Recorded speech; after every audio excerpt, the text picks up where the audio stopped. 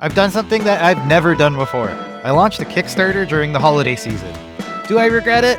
Let's talk about it. Hello and welcome to Pesto Comics. This is the entry for December 10th, 2025. Holiday Kickstarters. Should you launch during the holiday season? Welcome back.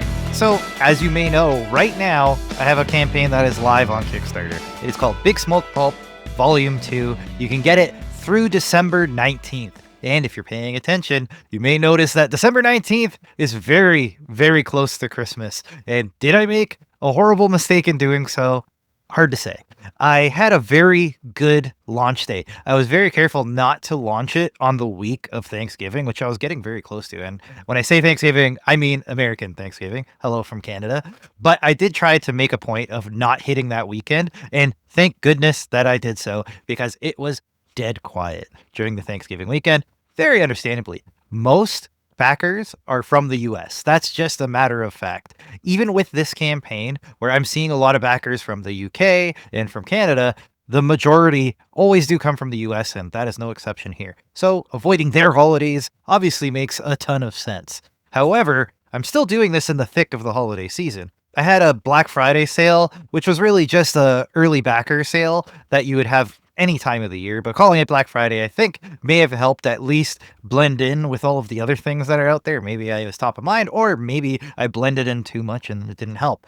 The whole point was to participate in the Black Friday bonanza, and if giving a little bit of a discount on the digital copies is what helped, then I guess it's a good idea.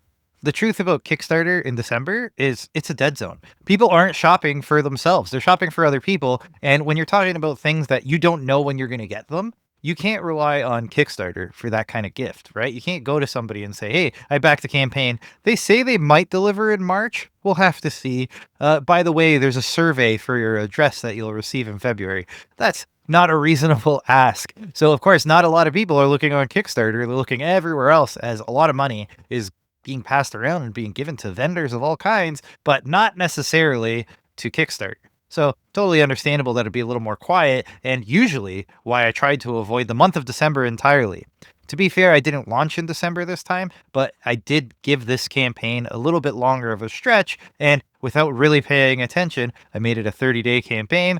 Those 30 days will end on December 19th, which is just a few days before Christmas. So I may have burnt myself a little bit. That'll be something interesting to talk about in the postmortem when I do that in the new year.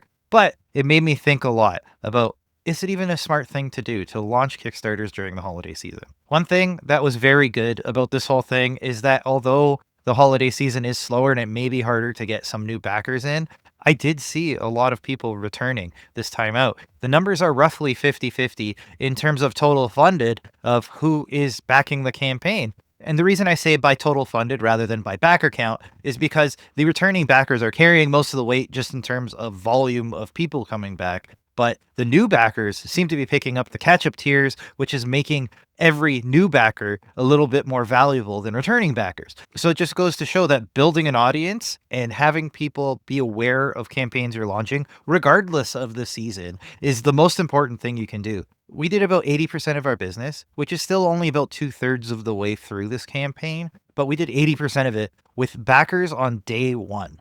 That means it was a lot of people who were on pre-launch, who were paying attention to the newsletter, or following on all the various socials on YouTube, on Substack, who knows. But they were from places where they knew to look for Big Smoke Pulp and made sure to back it as soon as humanly possible. So as you may have noticed, I'm kind of on the fence about whether or not to launch holiday Kickstarters. I don't think it's necessarily a bad idea, but I do think there are some things you can do to make yourself succeed in this period. So let's go through them. I got 3 points for you. The first point is, unless you already have a massive audience, unless you have people that you can draw in that are not sensitive to the Kickstarter algorithm, you're not depending on it to find people, then avoid November and December if you can. If it's reasonable for you to just wait till January, I would do so. I've launched in January. I've had great times. It's arguably a weird time in January because a lot of people have been spending and spending through November and December, again, on other people and on all kinds of gifts and parties and all this stuff. So a lot of money going out in January is kind of their time to breathe and not spend anything, mostly. but some people got gifts and gift cards and all kinds of things, and they're ready to spend in January. And I've always done well with my campaigns in January. I will continue to launch things in January. And with that, that's my segue into something that I have launching in January with my good buddy, Riccardo Ficini. We have a new comic series called SNIP. It's available in pre-launch on Kickstarter right now.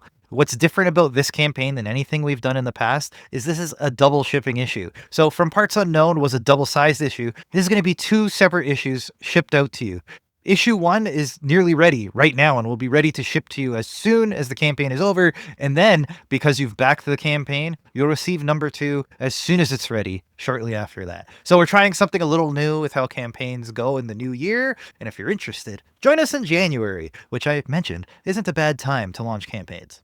Now, to say January a couple more times, I'm going to give you my second tip. One experiment I think I would run if I ran a campaign during the holidays again is to extend my campaign through January. There really isn't too much of a limit. The 30-day campaign isn't really a rule. It's a thing that we just do for whatever reason. It's a nice round number, and us creators seem to enjoy that. But realistically, you could run a campaign for 60 days. And if you don't care about those days where you might get no backers or you might get negative backers, but you are ready for the spike in January, then it might be worth it to just run an extra long campaign that goes through the holidays. And this way, there's no pressure for backers to back you during a holiday season. And then my third point, and the most important point of all of this, is build a mailing list. If you do not have a mailing list as of right now, go build one. You can build it for free using Substack, although there are other providers like Ghost and MailerLite. Whatever your platform that you're interested in using, go use it and start collecting emails. Start getting people to follow you. If you don't have that much to say, that's okay. Think of something to say once a month, once every 2 months, as long as you're checking in so that when you do have something to say, like, hey, I ignored that whole video about not launching Kickstarters in the holidays, and I have something coming out in December, you could reach out to that mailing list, and then you can see the same kind of success that I found with Big Smoke Pulp Volume 2, that all of the backers were there to support it day one, so you don't feel this stress through the holidays when things get very, very quiet on Kickstarter. So with that, I hope you have a good sense of what the pitfalls are and what you can do to try to make a Kickstarter campaign during the holiday season a success. I'll get into a lot more detail about how Big Smoke Pulp Volume 2 went in the new year when we do a postmortem, and I'll give you all the details of exactly how the campaign went, some mistakes I've made, some things that went well. But the key thing I want you to get out of this whole conversation is you shouldn't be afraid to experiment. Yes, it might cost you, but it could work out very well too. You never know until you try it. I'll keep sharing my experience and how I see things with how everything I've done with Pesto Comics and beyond, but you should always be willing to experiment and try things on your own. That's a cop-out answer from me, but I hope you enjoyed it. I wanted to keep things a little bit light for this holiday season, but this is the last op-ed style post I have for 2025. Now through the rest of the year, we're going to be looking back at 2025. We'll start next week talking about the year of Substack and all the things I learned about running a newsletter, and then we'll look at Pesto Comics as a whole through 2025 and how the whole year went.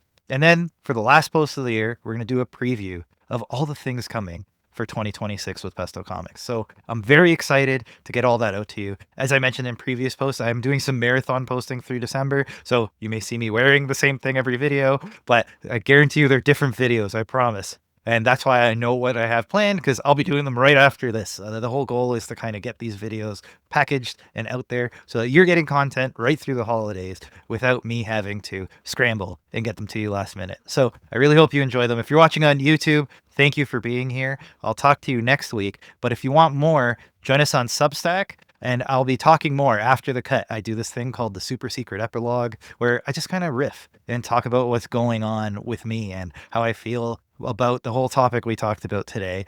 Kind of free form. I don't really put too much thought into it before I start rambling. So if you want to hear me rambling, check me out on Substack. And then, of course, if you're a paid subscriber on Substack, we'll get into the numbers of Big Smoke Pulp. There's just over a week left, so this will be the second last check-in. I'll be doing that one live, so I'll be dressed completely differently, as I'll be trying to do that as close to the date that I post the Substack as possible. So be sure to join beyond the paywall if you're interested. And with all that, I want to thank you for being here. We'll talk again next Wednesday.